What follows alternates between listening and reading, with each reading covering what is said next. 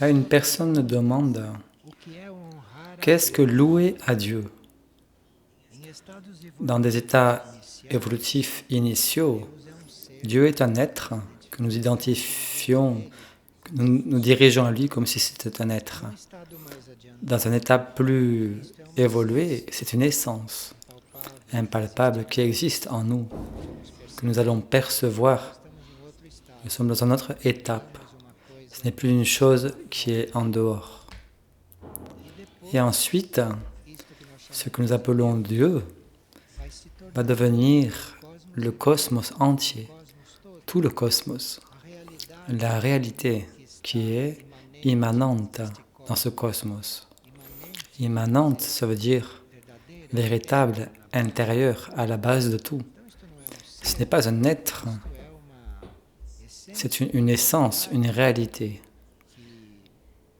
qui aujourd'hui, nous avons des difficultés à l'appeler Dieu. Les personnes ont des difficultés à l'appeler Dieu parce que ce nom est tellement caractérisé. Parfois, c'est difficile de prononcer ce nom en donnant la dimension de ce que cela est, exprimant la réalité, toute la réalité de cela. Alias, toute parole que nous prononçons là va limiter cette chose. De toute forme que vous appelez Dieu, vous allez seulement le limiter. Alors cette question, comment louer à Dieu? Je ne sais pas.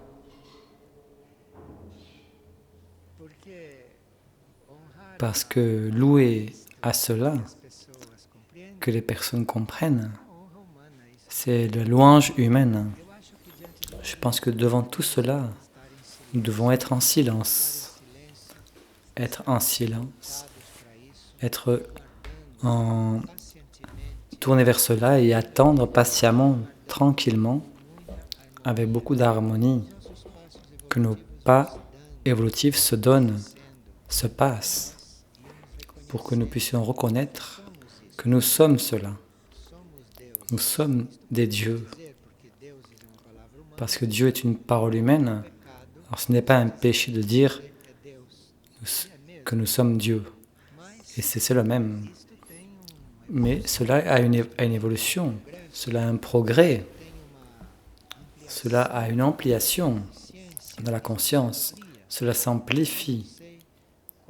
Je ne sais pas, quand nous serons bien identifiés avec cela, cette chose infinie, cette racine de tout, je ne sais pas si cela est Dieu. Je ne sais pas si cela, ce que nous voyons aujourd'hui, ce que nous pensons aujourd'hui. Enfin, si nous ne voulons pas entrer par un camino mental, devant cette chose, la meilleure chose, c'est le silence. Parce que du silence va émerger. Comment louer, comment aimer Dieu? Qu'est-ce que Dieu? Ce sont des choses du plan mental. Là, il s'agit d'être devant cela avec simplicité, avec beaucoup de simplicité. Je ne sais pas ce que c'est, ce n'est pas important. Je sais seulement qu'il est là, avec beaucoup de simplicité. Le plus simple possible, le moins de complications possible, le moins de élucubration mentale.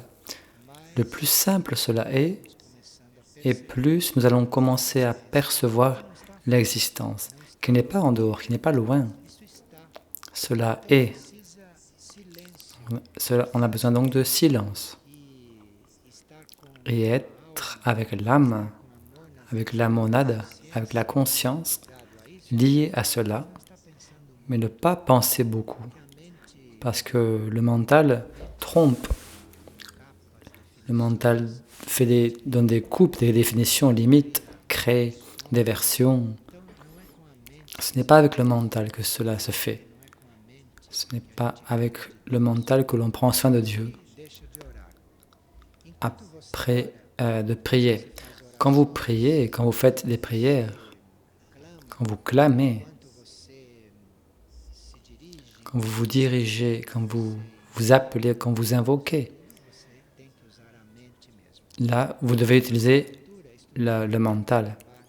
Mais après un moment, cela a besoin de s'arrêter, de cesser pour, dans le silence, commencer à être plus conscient de ces autres réalités. Et l'énergie divine nous mène très rapidement par ce chemin, par ce sentier. L'énergie divine nous suspend de ce processus mental et nous place comme infini. Et là, nous allons passer par une expérience que nous n'avons jamais passée. Mais cette énergie divine, cette essence, peut être présente en nous dès maintenant. Et étant présente dès maintenant, nous allons voir notre vie devenir miraculeuse. Miraculeuse, ça veut dire qu'il va se passer des choses dans nos vies qui ne sont pas animées par les lois de ce monde où notre vie se passe. Comment se passer des choses dans notre vie qui sont d'autres lois, d'autres plans. Et l'énergie divine, imprégnant tout, fait que ces lois immatérielles commencent à imprégner nos vies. Et il se crée des situations externes, parfois très intéressantes, dans lesquelles vous êtes dans une terre matérielle, dans un monde matériel, et vous percevez parfaitement qu'il se passe autre chose, qu'il se bouge d'autre chose, que ce sont d'autres lois qui travaillent, d'autres lois qui fonctionnent. Bien. Louer, honorer à Dieu, me semble que c'est honorer tout cela, avoir tout cela présent et dans notre compréhension et avoir la foi, oui, qu'une race future, nous comme race future, nous allons avoir ces choses beaucoup plus proches. Nous allons vivre ces choses ainsi comme aujourd'hui nous vivons les choses du mental, nous vivons les processus du mental. Dans une prochaine race, c'est ce que la race va vivre ces processus. Nous pouvons aller nous préparer. Mir Najad, comme un centre planétaire, nous prépare pour cela, pour cette nouvelle race, qui sera une race avec une énergie divine beaucoup plus présente que la race actuelle. Et là, une personne demande comment faire partie intégrante de ce monastère. Il n'existe pas un monastère dans lequel vous entrez. Ce monastère est un état de conscience. Ce n'est pas une chose dans laquelle vous entrez, vous ferez partie. Si vous permettez, si vous laissez que sa vérité intérieure t'imprègne, émerge, que ta vérité intérieure se reflète dans ta vie, alors tu fais partie de cela. Et les 7 groupes d'attributs représentent un ensemble de lois, un ensemble de tâches. Et à la mesure que vous allez vivre ces tâches, vivre ces attributs, les appliquant, devenant ces attributs, à mesure que vous appliquez ces choses, vous allez intégrer cette conscience. Cette conscience va être éveillée en vous. Vous allez reconnaître cette conscience. Et aspirant à mener votre vie avec un propos supérieur, non être dans la vie avec les raisons que les personnes en général sont, mais cherchant véritablement un dessein supérieur que vous avez. Vous n'avez pas un dessein, par exemple, de rayonner l'énergie divine ici, quand l'énergie divine est installée, agit en vous. Quand elle descend de vos niveaux divins jusqu'aux niveaux matériaux, alors aspirez à tout cela et appartenir à ce monastère, faire partie de ce monastère. Ce n'est pas une chose physique, ce n'est pas une organisation, ce Ce n'est pas une chose là sur cette terre. Donc, un monastère n'a pas une maison, n'a pas un professeur. Ce n'est pas dans cette terre cela, c'est un état de conscience. Et si vous vous affirmez dans cela, vous vous retrouvez dans cet état de conscience, vous considérez un membre, vous considérez présent dans ce monastère-là, quand vous voulez être ce que vous êtes réellement, non ce que de votre volonté humaine. Votre volonté humaine, elle veut beaucoup de choses, elle veut tout ce qui n'est pas. Dans ce niveau de compréhension, tout ce que la volonté humaine veut n'est pas. Pour être dans le monastère réellement, vous devez vouloir être ce que vous êtes réellement, ce que vous ne connaissez pas encore. Vous voulez être ce qui n'a pas encore émergé en vous, ce que vous ne savez pas encore ce que cela est. Voici un membre du monastère. Je suis cela, je sais faire cela, je sais.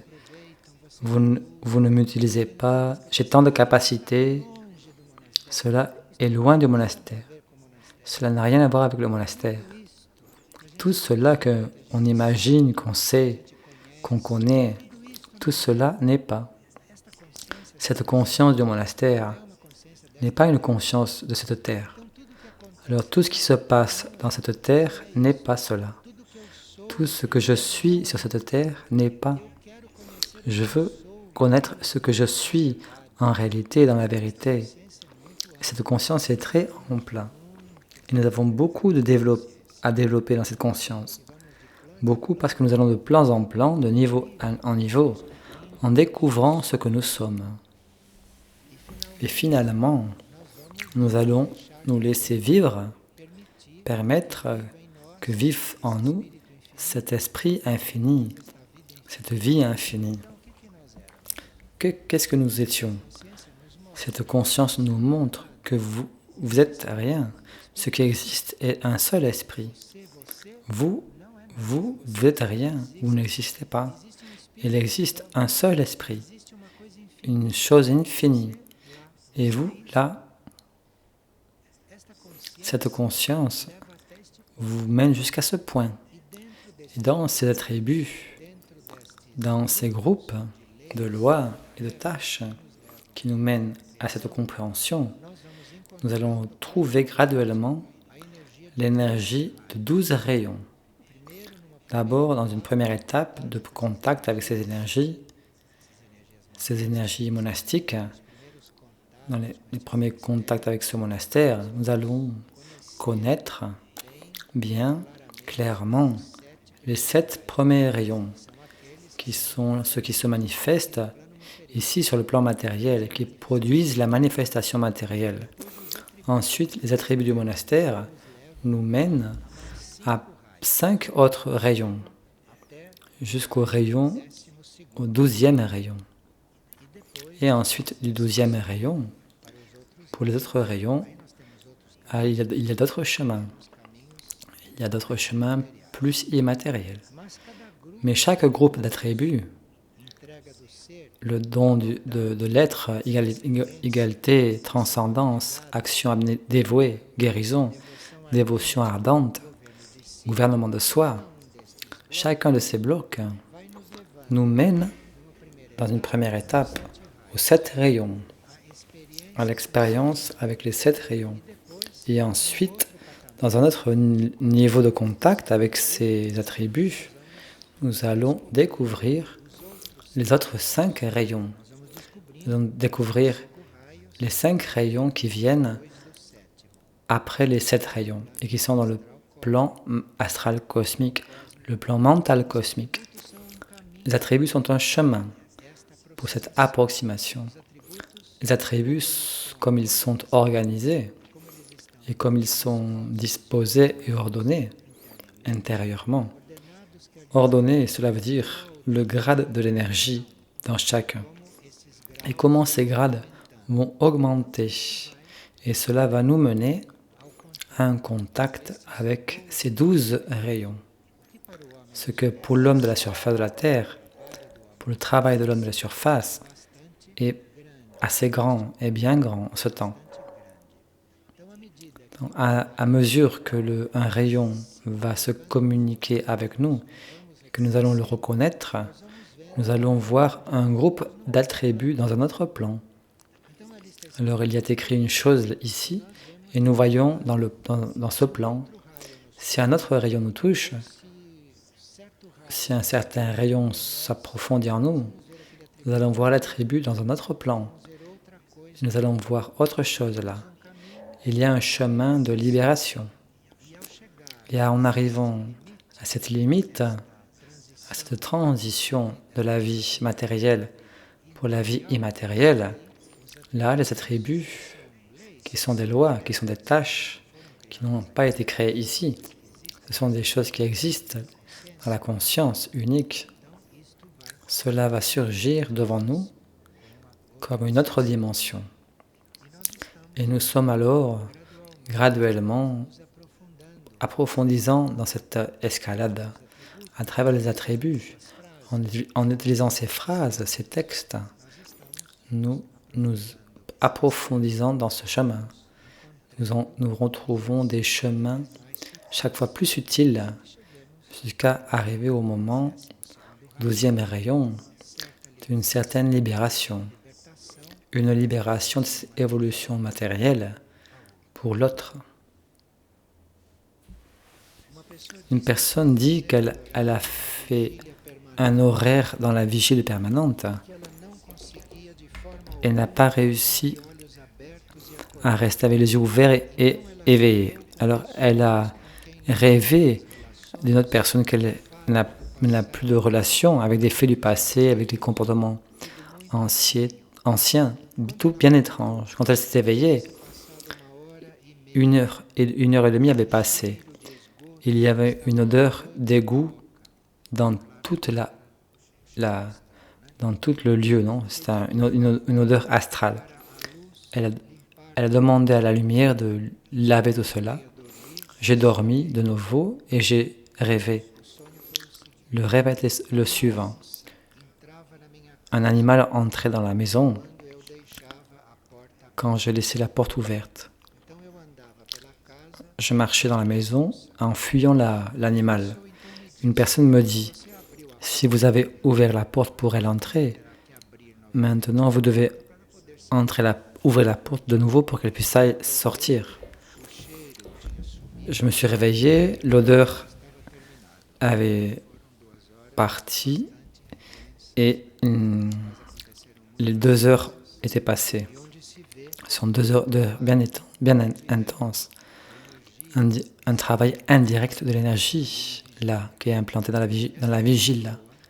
Et cette personne et d'autres personnes qui sont intéressées sur ce thème de l'énergie de la vigile peuvent lire le livre « Temps de retraite et temps de vigile », un livre qui parle de la vigile sous différents aspects. Et ce qu'elle a vu dans le rêve, comme on ouvre la porte pour que les animaux entrent, il faut que nous ouvrions la porte pour que les animaux sortent aussi. Ce sont 2 moments différents de notre relation avec ces forces involutives. C'est le moment dans lequel nous permettons qu'elles entrent, et ce moment est plus ou moins inconscient. Souvent, on prend soin de nombreux sujets, et en relation à ces sujets, en conforme à notre attitude, on va ouvrir les portes pour que les forces involutives entrent. Et là, comme nous sommes bien occupés avec ce que nous faisons, nous n'observons pas les conséquences de ce que nous faisons. Quand on s'en rend compte, l'animal est déjà dans la maison. Et là, il commence alors un autre processus, le processus d'ouvrir la porte pour que l'animal sorte. Seuls les imprudents vont lutter avec cela dans la maison. Seul un premier rayon bien instruit sur cela. Sinon, les autres rayons vont ouvrir la porte pour que l'animal sorte. Commence alors tout un travail patient un travail qui parfois est long, mais c'est un travail qui donne beaucoup de force, parce qu'à chaque pas donné dans ce travail, à la mesure que l'animal va s'approcher de la porte et que l'animal sort, nous sentons une joie profonde. Nous sentons une profonde gratitude pour tout le processus vécu, même parce qu'il a développé en nous beaucoup de force. Et une personne dit qu'elle perçoit en elle des transformations, des changements très rapides. Et parfois, il paraît qu'elle n'arrive pas à tout assimiler. Elle reste un peu comme anxieuse avec tant de changements rapides. Ces changements et transformations à laquelle je me réfère est dans le champ spirituel. Et je cherche et j'aspire beaucoup à me délier de la matière. Je perçois que beaucoup de situations qui se passent avec moi contribuent pour que ces transformations se passent et me placent dans un autre cycle. C'est normal cette peur que j'ai, c'est normal cette anxiété, cette crainte. Bon, si c'est normal ou non, cela dépend de nous, si on considère cela normal ou une chose assez à transcender. Cela dépend de nous. Il y a des gens qui considèrent cela normal, et d'autres que non, qui pensent que c'est un état anormal de ne pas accompagner ces changements conscients et essayer de dominer, de collaborer avec ces rythmes transformateurs. Elle demande si c'est normal cette peur. Non. Si vous avez cette peur, si vous alimentez cette peur, vous allez diminuer l'impulsion de ce processus. Donc si vous avez une crainte, si vous avez peur, ce rythme va se ralentir. C'est comme si ces impulsions intérieures vous mènent à se transformer dans les heures où vous êtes distrait. Parce que quand on se distrait un peu, l'âme impulse, non? Et quand on a peur de nouveau, l'âme se recueille.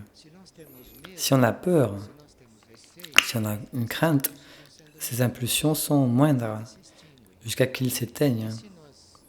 Et si nous sommes disposés, ces impulsions sont très sages et vont nous mener dans nos possibilités de les supporter. Un processus où on n'a pas besoin d'avoir peur.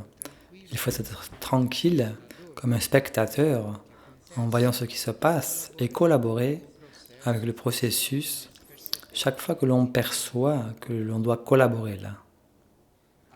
Maintenant, cela de chercher et aspirer beaucoup à se délier au maximum de la matière, cela est une constatation où on arrive à une certaine hauteur du chemin, parce que nous sommes sur le chemin du retour pour la vie matérielle. Mais personne ne va par la vie immatérielle en laissant des choses pour faire ici, en laissant des choses incomplètes ici, ou en laissant des choses non résolues dans la matière. Cette conscience que notre chemin est en dehors de ce type de matière mentale dans lequel nous vivons, cela, nous le savons tous. Nous n'avons pas besoin de désirer salir, de sortir de cela, parce que c'est notre destin. Avec le temps, nous sortirons de cela. Ce qu'on a besoin, c'est vivre toutes les étapes et ne pas chercher à fuir ou à éviter, ou de se cacher parce qu'on n'arrive pas à faire cela. On pense qu'on fuit ou qu'on se cache, qu'on se libère d'une chose, mais la chose réapparaît pour accomplir, pour permettre que cela se passe. Dans ce cycle, dans cette étape de la vie sur la Terre, les énergies travaillent très intensément et les transformations sont bien rapides même. Mais pour être rapide, nous n'avons pas besoin d'avoir peur, parce que le monde se transforme rapidement aussi. Et si le monde se transforme plus rapidement que nous allons être un peu déphasés dans ce monde. parce que nous avons tant peur d'offenser. Nous allons nous retrouver en arrière en relation à ce qui se passe dans le monde, en relation à ce qui se passe dans l'humanité comme un tout. Alors, s'abandonner à la transformation, ne pas avoir peur de la transformation, c'est très pratique, parce que sinon les choses avancent et vous restez désactualisé. Parce que les choses n'attendent pas cette partie de l'humanité plus lente. Les choses sont réellement très accélérées. Qui sent un changement très intense ne doit s'abandonner à ce nouveau rythme. Et une personne a demandé pourquoi elle se travaille tant, elle s'offre tant au service, et elle se sent parfois tant dévitalisée, parce qu'elle pensait que si elle s'offrait au service, si elle s'abandonnait, elle allait sentir beaucoup d'énergie. Parfois, notre énergie agit indépendamment de notre conscience. Parfois, nous reconnaissons la présence de notre énergie et nous accompagnons où elle va. Nous percevons le travail qu'elle fait, mais beaucoup de fois, l'énergie travaille sans qu'on en ait conscience. Dans ces cas, il existe une émission dans notre énergie sans que nous percevions. Et quand nous ne percevons pas, et comme nous ne sommes pas consciemment collaborando, il peut se passer après ce travail, cette émission de notre énergie, nous nous sentons dévitalisés. La dévitalisation n'est pas parce que l'énergie a été émise, parce que notre source d'énergie est infinie. La dévitalisation est parce que vous n'avez pas perçu que l'énergie a été émise et vous n'avez pas eu l'opportunité de la reconstituer.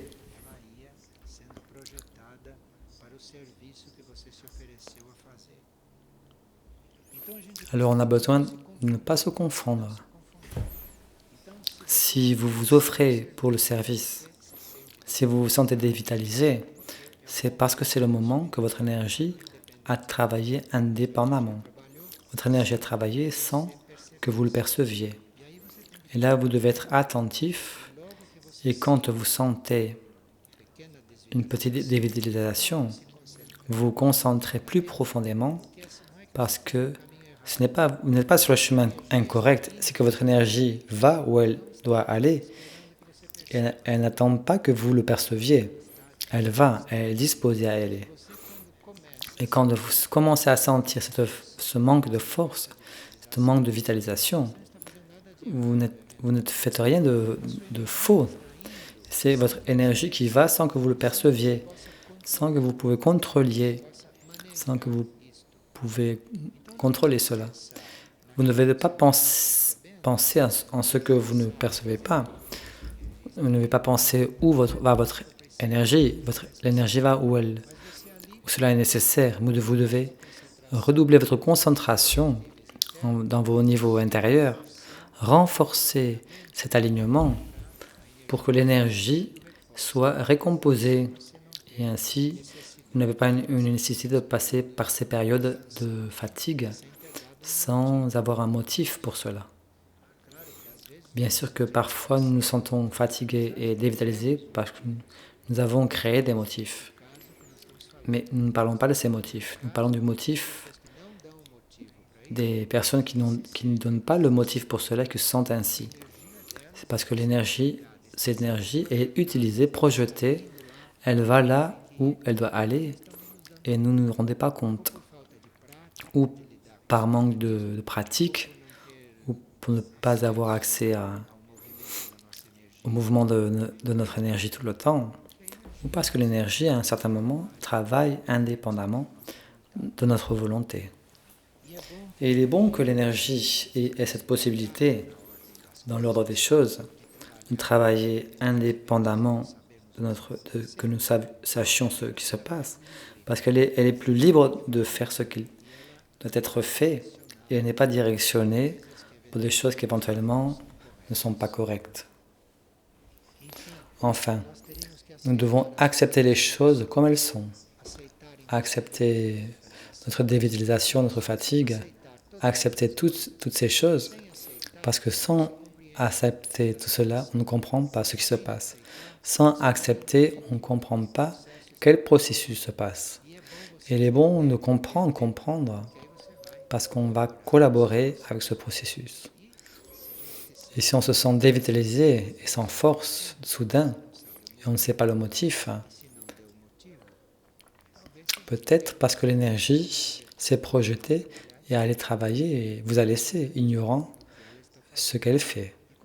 Et comme elle est déjà étalée, vous développez, vous devez commencer tout de nouveau pour être toujours plein, non plein pour se sentir bien, disposé, fort. Vous devez vous sentir plein pour avoir plus d'énergie pour servir, plus d'énergie pour donner, plus d'énergie pour donner. Comment faire cela? C'est une bonne question. Vous savez que nous avons une source d'énergie intérieure en nous, dans notre centre, au centre de l'être. Et cette source d'énergie intérieure est liée avec l'énergie générale, l'énergie totale, l'énergie universelle. Et quand il manque une collégation, il existe des niveaux d'énergie qui fonctionnent comme des hiérarchies spirituelles et qui nous relient avec ces sources universelles.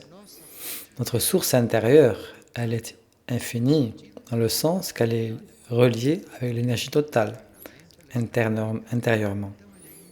Elle est donc infinie, sans fin. Si on compte, par exemple, avec l'énergie de nos corps, avec l'énergie mentale, l'énergie astrale, ou l'énergie éthérique physique, bien sûr, cette énergie ne commence même pas à être une énergie bien limitée. Mais on a besoin d'être connecté avec la source de cette énergie, avec ce niveau plus profond qui est la source, où cela se relie avec l'énergie universelle, pour être en contact avec cette continuelle rénovation. Et là, toute l'énergie que vous utilisez, que vous donnez, toute l'énergie que vous encheminez, elle est graduellement replacée si on maintient le contact avec la source. On ne doit pas oublier la source d'énergie. La source d'énergie est à l'intérieur de vous, en principe, et dans le cosmos comme un tout.